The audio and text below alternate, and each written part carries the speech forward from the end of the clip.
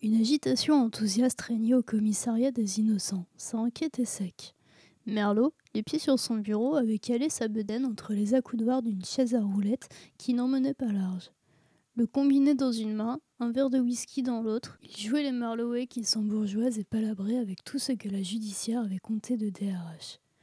Oui, mon ami, le même Valincourt que celui qui dirige les brigades centrales. Je ne te dérangerai pas pour du menu fretin. Oh, eh bien ma foi, le petit portrait habituel. Les parents, le mariage, les enfants, les diplômes, ses anciennes affectations, son petit déjeuner du matin et la marque de ses sous-vêtements. Rien d'indiscret, n'est-ce pas, s'esclaffa-t-il, avec la connivence du franc-maçon, retrouvant un vieux copain de loge. Voilà, je règle en cognac Napoléon ou brandy sur l'ongle, comme on dit. Le Breton punaisa au mur une affichette sur laquelle étaient reportées les rotations dans la filature. À cette heure, Évrard restait sur l'écureuil et Orsini se chargeait du divisionnaire Valincourt. Le commandant démêla ensuite les écouteurs de son kit main libre pour entamer la grande tournée spéciale des rappels. Connaissiez-vous cet homme en dehors de sa fonction d'enquêteur ? Tout en conversant, le regard porté vers un lointain interlocuteur, il gagna tranquillement la terrasse et resta debout face au toit de Paris. Lévitz, lui, était descendu au parking en compagnie de Rosière. Celle-ci avait commandé un véhicule plus adapté aux planques que la Laguna jaune poussin du brigadier. La capitaine était ensuite remontée sans Lévitz, qui tenait à apprivoiser son nouveau jouet. Dax, de retour au commissariat et douché de frais, s'était posté le nez à 20 cm de son écran, les doigts sur le clavier et fixé Capestan avec l'intensité d'une sténo guettant la dictée. La commissaire savait qu'elle avait intérêt à choisir ses mots avec soin. Merlot se charge de son état civil et de sa bio. Donc, toi, je voudrais que tu me déniches ses relevés téléphoniques, box et mobile. On cherche un appel à ces numéros, fit-elle, en lui tenant un post-it avec les coordonnées de Maël Guénan. Je voudrais aussi les mouvements sur sa carte de crédit, plus particulièrement pour un achat de couteau. Une arme du crime, ça se paye plutôt en liquide, nota Rosière en s'approchant, le journal de bord à la main. C'est juste, mais on ne sait jamais. Et je te fais la web identity avec, proposa Dax. Le visage de Rosière s'arrondit sous l'effet de l'amusement. Avec sa tronche d'apache, tu crois qu'il a un Facebook, le monsieur, et un compte Twitter pour ses humeurs du jour aussi ? Capestan ignora Rosière et son ironie d'usage. Oui, l'empreinte internet, ça m'intéresse. Va là où ça te paraît important, Dax, mais on n'a pas beaucoup de temps. Le lieutenant porta deux doigts à son front pour saluer la commissaire et décrocha un sourire pleine dents à sa machine. 2 heures plus tard, les tempes en sueur, il sonnait le rassemblement. « J'ai tout !» Capestan, le Breton, Rosière et Évrard encadrèrent son bureau. Une pile d'impressions, aux bords soigneusement alignés, était posée devant le hacker. Il saisit la première feuille et la tendit à Capestan, avant d'enchaîner sur les suivantes. Relevé de carte Fnac, carte Ikea, carte Bisbee, carte Sephora. La commissaire, un rien décontenancé, réceptionnait les documents et survolait leurs lignes d'une inutilité flagrante. Rosière, plus désolée que moqueuse, s'adressa au lieutenant. « Mais enfin, Dax, tu le vois avec une carte Sephora, le divisionnaire ?»« Ben quoi, je l'ai bien, moi, la carte Sephora. C'est la carte de crédit que Capestan demandait, pas les cartes de fidélité. »« Ah, j'ai pas entendu crédit. Mais ça donne plein d'infos sur Valincourt, quand même. » Sauf que là, de toute évidence, on n'est pas sur le bon Valincourt. Ton divisionnaire s'appelle Charlotte. Dax, boudeur, continuait de tendre ses feuillets à Capestan, qui continuait de les parcourir des yeux. Elle posa la main sur le bras de Rosière pour l'interrompre. « Attends.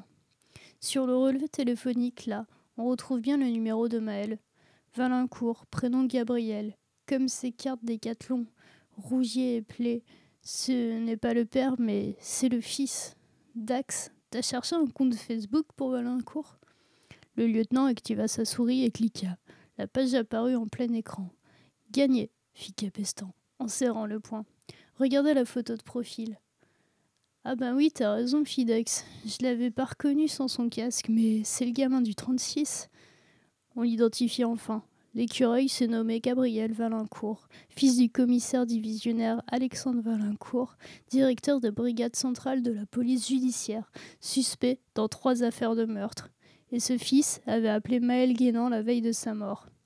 Super boulot, Dax, félicita Capestan, toute joie dehors. Pendant quelques minutes, ils restèrent plantés ainsi à côté de l'ordinateur, étonnés et contents.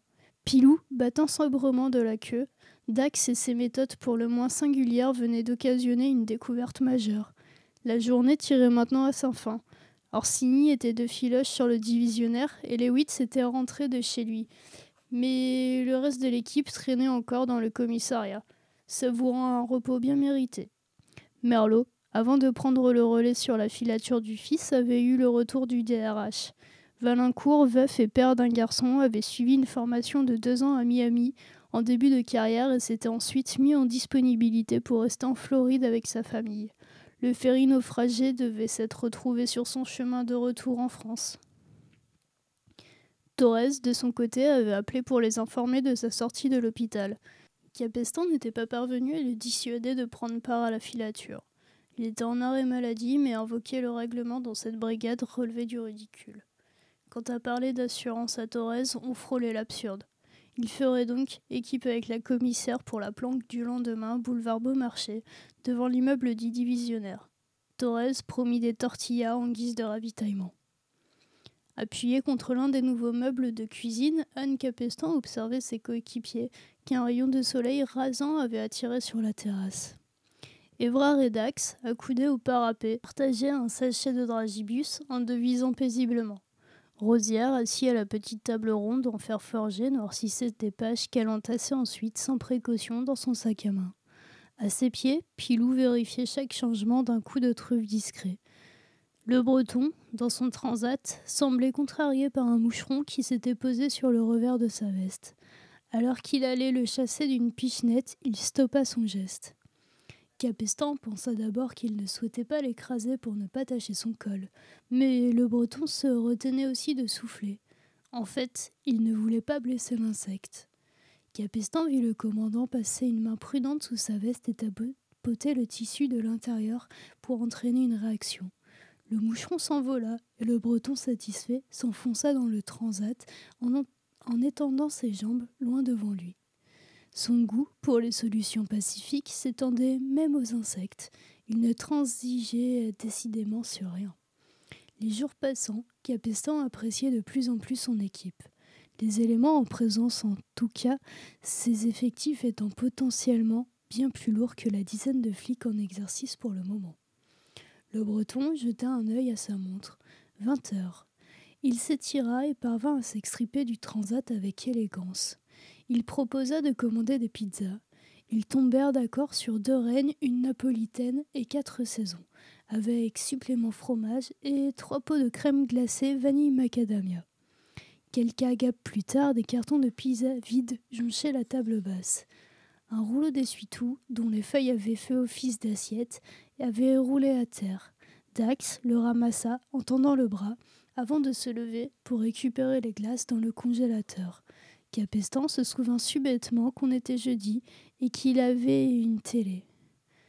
L'Oriflamme, saison 3, se réjouit la commissaire en attrapant la télécommande. Depuis le fauteuil, où avec des gestes délicats elle distribuait sa croûte de pizza au chien, Rosière lui adressa un regard en coin. Elle ne savait pas trop si Capestan se moquait ou non, mais celle-ci repliait ses jambes sous elle dans le canapé, concentrée. Elle se tourna brièvement vers Rosière. « Je ne dis pas ça pour te flatter, mais j'adore ta série.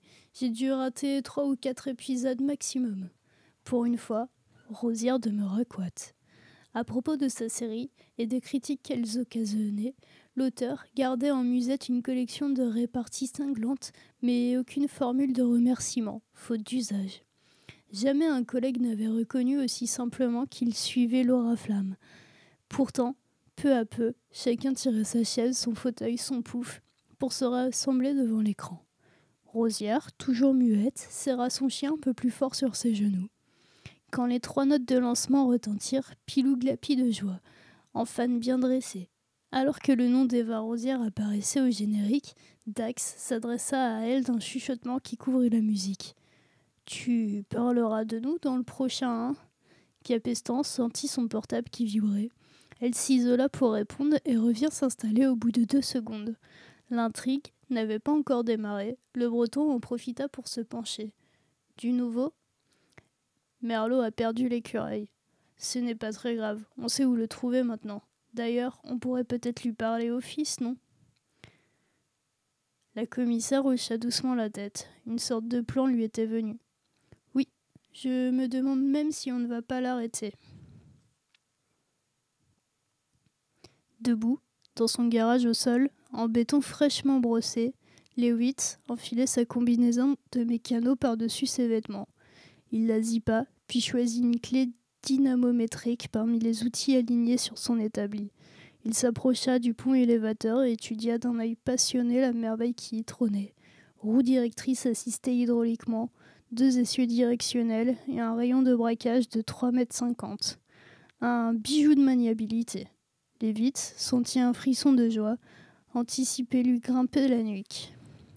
Seul le moteur, un VM HR 494 HT3 turbo-diesel de 2800 cm3 lui parut un peu modeste, mais il lui suffisait de le gonfler.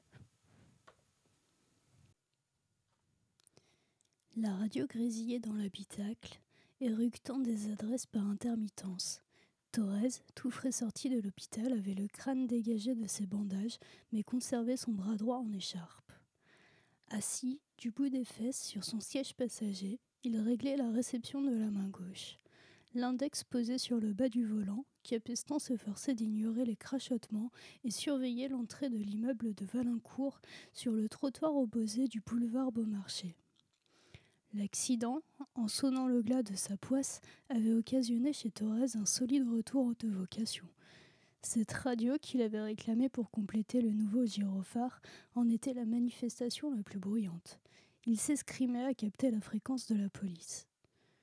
Un incessant balai de piétons allait et venait devant leur pare-brise, des gens aussitôt remplacés par d'autres gens. Ils masquaient la porte cochère par touches successives, contraignant l'œil de Capestan à refaire la mise au point. Ce boulevard fréquenté était pénible à surveiller. Une délicieuse senteur de tortilla au poivron avait effacé les vieux rémugles de tabac froid de la 306, mais leur journée de planque n'avait rien apporté de nouveau sur le divisionnaire et l'écureuil n'était pas encore passé voir son père. Il faudrait sans doute s'armer de patience avant que Valincourt ne commette une erreur véritable. La vidéo, mise à part, on ne disposait de rien de suffisamment déterminant pour le pousser dans ses retranchements. Il fallait un levier pour le forcer aux aveux.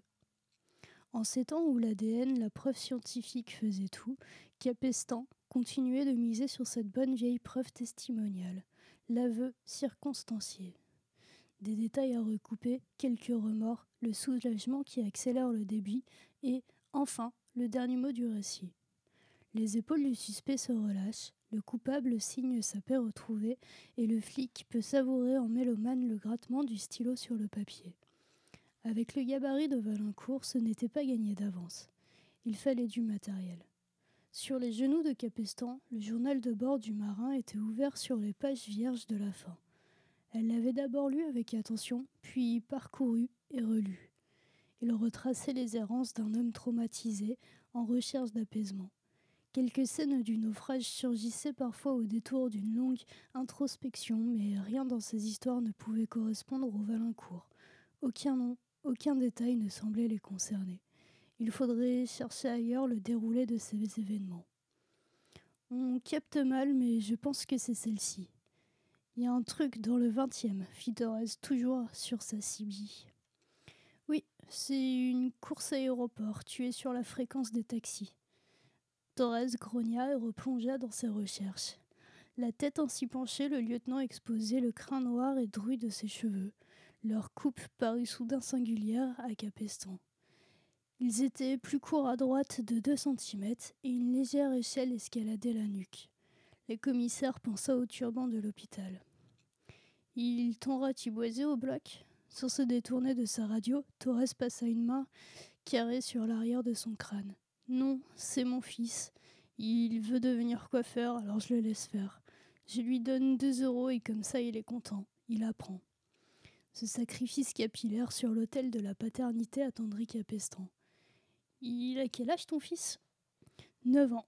Je sais, c'est pas parfait, mais bon, le pauvre, il a des ciseaux à bourron. Capestan contempla quelques secondes la bonne tête hirsute du lieutenant, puis reporta son attention sur la surveillance. Ce serait bien que Valincourt se décide à sortir de chez lui. Hier soir, après quelques courses à l'épicerie et un passage au pressing pour récupérer un uniforme, il était rentré dans son immeuble, puis plus rien, avait résumé Orsini. En cette fin d'après-midi, la fenêtre qui correspondait à son appartement était toujours éclairée. Le portable de Capestan vibra, c'était Lévitz. « Oui, brigadier ? Je viens de repérer le gamin, il s'engage sur le boulevard au niveau de la Bastille. On le tape ?» Capestan hésita une dernière fois contre le jeune homme. Il n'y avait qu'un délit de fuite en bas de chez Maël Guénan et un relevé téléphonique obtenu illégalement. Pas de quoi sortir le grand jeu. Oui, on l'arrête, mais gentiment surtout. Profitez du moment où il attachera son vélo, il sera encombré. Elle raccrocha et se tourna vers Thorez. Celui-ci, les yeux écarquillés, la dévisageait sans y croire. Tu viens de demander à Lévitz de s'occuper de l'arrestation ? Oui. Masquant une vague appréhension par un ton décidé, Capestan avait répondu un peu rapidement. Elle porta son regard sur la rue. La commissaire jugeait évidemment salutaire de mener une politique de confiance envers et contre toutes les réputations, mais à l'instant de vérité, certains risques lui apparaissaient bien plus clairement. Muni d'un volant, Lévitz pouvait produire d'importants dégâts. L'écureuil pointant son casque vert en haut du boulevard, Capestan n'allait pas tarder à en avoir le cœur net. Le vélo circulait entre les files de voitures. Au feu, il se déporta à droite et, mordant sur un passage piéton, il grimpa sur le trottoir d'un bond léger. Il avançait vite et la commissaire craignit qu'il n'atteigne la porte de Valincourt avant qu'on ait eu le temps de l'interpeller. Elle ne voyait toujours pas Lévitz. Le gamin allait de nouveau leur passer sous le nez. Capestan s'apprêtait à ouvrir sa portière pour le rejoindre à la course quand le brigadier fit irruption à l'angle de la rue Pasteur-Wagner. Le véhicule de voirie, une balayeuse vert gazon, surgit au feu, toute sirène hurlante, et s'engagea directement dans le trafic. Dans la cabine de verre, Lévitz se tenait quasiment debout sur le volant. Il aperçut le vélo et accéléra aussitôt dans un vrombrissement de moteur. Les voitures dévièrent en tous sens. Des klaxons retentirent et un embouteillage commença à se former au passage de cette nettoyeuse devenue folle. Capestan sentit Thorez sursauter sur son siège. « C'est Lévitz dans la motocrotte ?»« Ce n'est pas une motocrotte, c'est un aquazura de... Mais comment il a eu ça ?»« Rosière, sur Internet. Les municipalités revendent leur matériel en fin de cycle. » Capestan grimpa en tension. Un véhicule peu puissant qui se fondait dans le décor. À l'origine, l'idée semblait parfaitement adaptée aux planques comme au tempérament du pilote. À pleine vitesse, en revanche, on perdait en discrétion. Et le danger n'était plus le même. Lévitz slalomait entre les voitures quand il distingua un passage piéton suffisamment large pour rejoindre le trottoir. Il braqua à 90 degrés et les pneus de la balayeuse crissèrent sur l'asphalte. Après une furieuse embardée, au contact du bateau, il parvint à rétablir sa trajectoire et fonça droit devant. Les piétons médusés se plaquèrent au mur pour esquiver les brosses qui rasaient le sol. Au passage de la police, les trottoirs resplendissaient. Lévitz, le visage hilarme et l'œil concentré, gagnait du terrain. Il accéléra encore, mais dut faire un brusque écart pour éviter un abribus. Emporté par l'élan, la lance de nettoyage à l'arrière du véhicule se détacha. Tel un serpent tenu par la queue, elle se mit à fouetter les airs au bout de son tuyau, frappant aveuglement les poteaux et vitrines. Un homme plongea au sol et s'aplatit pour échapper à la décapitation. Sur le toit de la cabine, à côté du gyrophare orange habituel, les 2 tons bleus de la PJ chassaient les imprudents. La foule s'écartait. Le vélo n'était plus qu'à quelques mètres. « Mais c'est ma sirène !» s'indigna Thorez. Sans quitter Lévitz du regard, Capestan apaisa les humeurs de son équipier. « Oui, mais on peut se la prêter. » Une centaine de mètres en amont de la nettoyeuse, le beau window d'un café empiétait sur la moitié du trottoir. Lévitz n'aurait jamais la place d'avancer. Capestin craignit que le lieutenant ne tente de passer à travers, purement et simplement, mais il obliqua à la dernière seconde et se lança vers la voie des bus, ses roues gauches mordant la chaussée, tandis que les droites poursuivaient sur le trottoir. La balayeuse penchait en vedette de la cascade. Les brosses tournèrent à vide, éclaboussant les alentours. Derrière son pare-brise d'hélicoptère tendu sur son volant, Levitz pencha lui aussi, comme s'il cherchait à redresser une moto. Il dépassa un horodateur qui l'aurait gêné, puis, guettant un bateau propice d'une rotation sèche, il ramena la nettoyeuse sur le trottoir. Levitz n'avait pas quitté le vélo des yeux un instant. Il avança sur lui, avalant les derniers mètres qui les séparaient. Le garçon, alerté par le vacarme, se gara sur le côté d'un glissement vif. Levitz ralentit à son approche, et la lance retomba, épuisée, se laissant traîner à l'arrière du véhicule comme une batterie de casseroles. Le brigadier stoppa net au niveau du vélo. Il bondit de la cabine et soudain ramené à la raison par le contact du trottoir sous ses pieds, il avança vers le garçon et lui saisit le biceps avec une douceur que Capestan n'aurait pas soupçonnée.